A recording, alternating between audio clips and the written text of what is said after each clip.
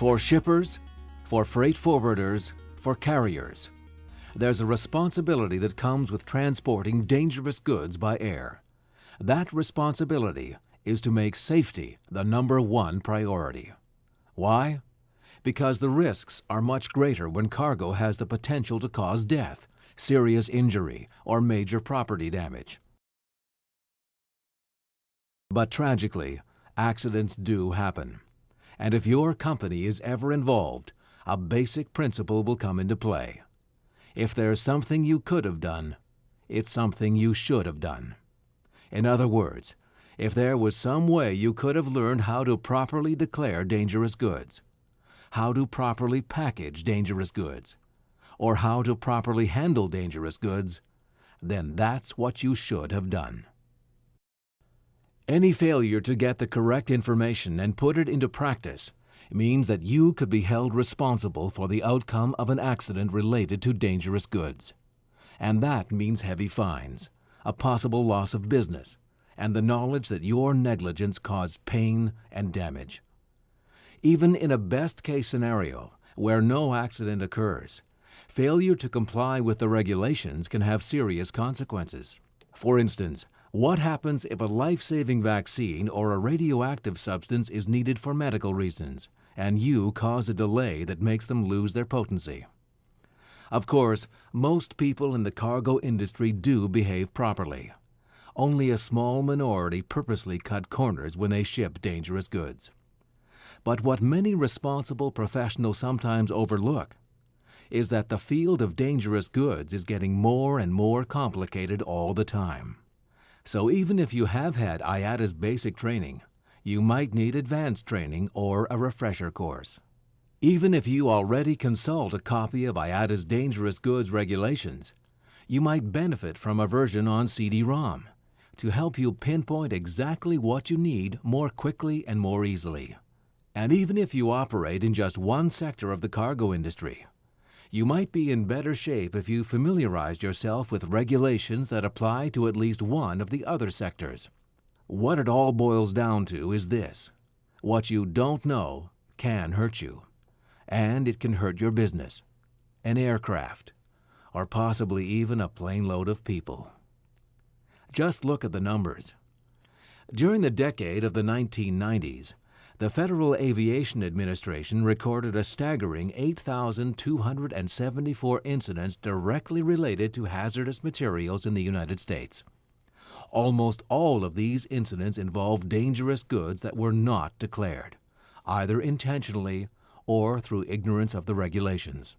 The most tragic example took place in 1996, when a ValueJet DC-9 crashed into the Florida Everglades, killing 110 people. The cause was identified as a fire, started by a consignment of oxygen generators. These items had not been declared as dangerous goods, nor adequately packed, labeled, or checked, and the result was disaster. Even in less dramatic cases, the numbers are still disturbing. According to the FAA, a total of 322 air travelers in the U.S. were injured during the 1990s, all because of negligence related to dangerous goods. And what is the financial impact on business in the air cargo industry? Here are 3 examples that occurred in the year 2000. In New York State, a courier picked up a package that had been flown in from the Far East. The package, which contained an infectious substance, was properly declared and properly labeled. But before the package was sent on the next leg of its trip, the courier redeclared it as a non-dangerous medical shipment. As a result, the FAA cited the courier for offering hazardous materials for transportation by air, even though it was not properly classed, described, packaged, marked, or labeled. Penalty proposed by the FAA, $84,000. An Oklahoma company wanted to ship 2 containers of flammable liquid, but because the shipment was not properly prepared, the courier wisely refused to accept it. Instead, the company's improperly trained personnel tried to convince an air carrier to transport it. Penalty proposed by the FAA, $275,000. In Tennessee, a national airline's local facility was inspected by the FAA. The check revealed that proper training in the handling of dangerous goods had not been given to 22 customer service agents and 4 air freight employees. Penalty proposed by the FAA, $130,000. And that's just the tip of the iceberg.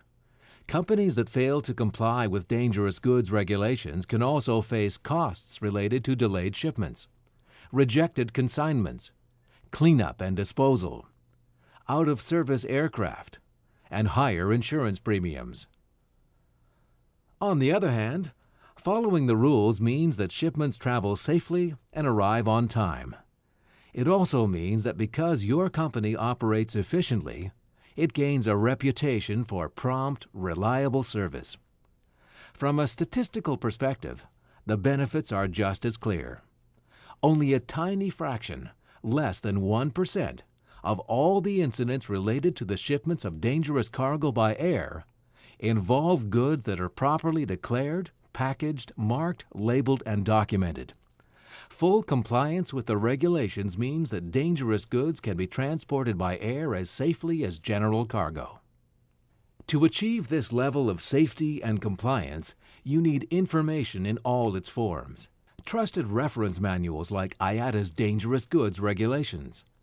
Top quality training of the type that IATA provides for professionals at all levels of proficiency.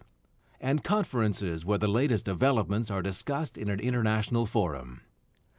Just think of IATA as your single source for the information that keeps you safe and competitive. And remember, today's investment is tomorrow's protection. Learning what you need to know about dangerous goods is your best way to avoid causing injury, irreparable harm to your business, or even death. So if you're not sure what's dangerous, why it's dangerous, or when it's dangerous, get the facts, because nothing is more dangerous than being uninformed.